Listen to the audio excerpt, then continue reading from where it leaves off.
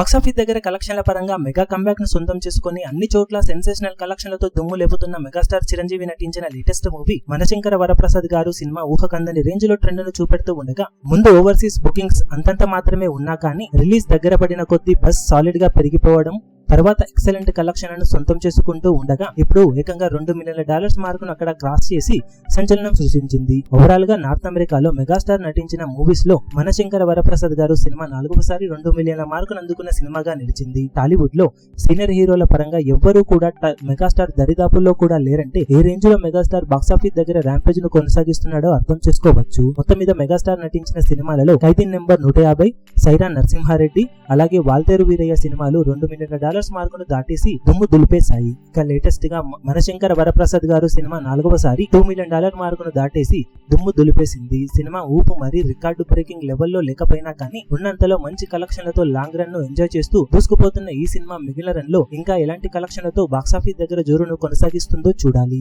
Already break even కి దగ్గరవుతున్న cinema world wide గా మంచి జోరును చూపెడుతూ ఓవర్సీస్ లో లాభాలను భారీగానే దక్కించుకునే ఛాన్సెస్ ఎంతైనా ఉన్నాయని చెప్పవచ్చు.